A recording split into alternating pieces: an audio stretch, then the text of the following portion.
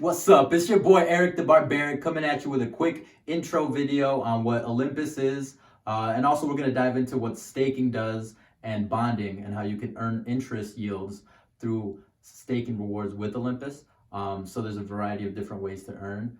So, we'll go over that. So, mainly, I want to introduce a lot of questions people always ask, I should say, is how Olympus gets its value, or how do the coins that back it give it the value that it has. So eventually, the goal for Olympus DAO is to become a reserve currency and take over for things like USDC and DAI, because one of the things that they talk about a lot is that the Federal Reserve controls the value of the dollar through inflation and things like that when they print more money. So this is supposed to counteract that and give people a hedge against inflation. So through that, the value it retains is when it comes to the basket or the pool in the treasury. So when people buy into Olympus, they're building up the treasury that way. Every single ohm that they purchase, and then through bonding also, you've incorporated tokens that are stable coins, similar like Frax, DAI, USDC.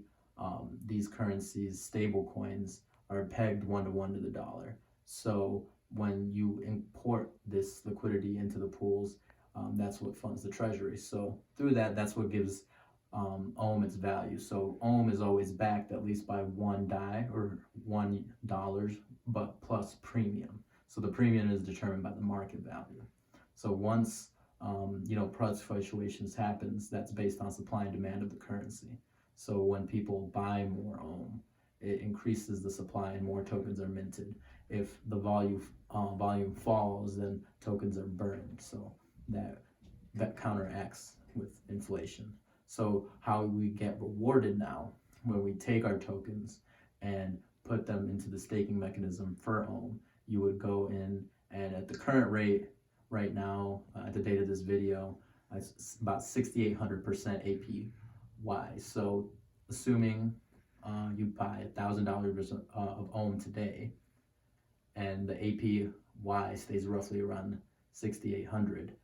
In a year's time, you're going to have roughly about $68,000. Assuming that stays the same, it has historically gone down. So there's different things to take into consideration, because the more tokens are minted, the more over time that APY goes down. But still, at 6,800%, I don't know.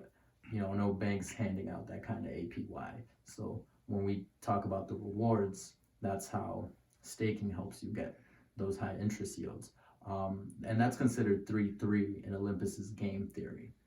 So the game theory that they've imposed helps people better understand a way to wealth creation. So 3-3 is when you stake, and when you bond, that's considered 1-1ing. So when you do that, you're taking your cryptocurrency assets, whether it's it could be an ohm, Frax, LP token bond that you would purchase a certain amount of ohm based on the certain rate that you get, because it's always fluctuating. So sometimes it could be 3% AP or ROI that you're getting on a 5-day basis, because you have to let that bond vest for 5 days.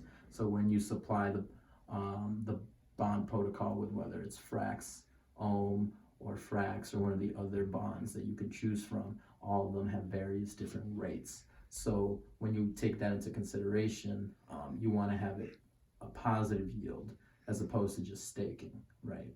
Because when you put it into the staking protocol, or bonding protocol, I should say, you have to let it vest for 5 days, and your rewards get dispersed over that 5-day period.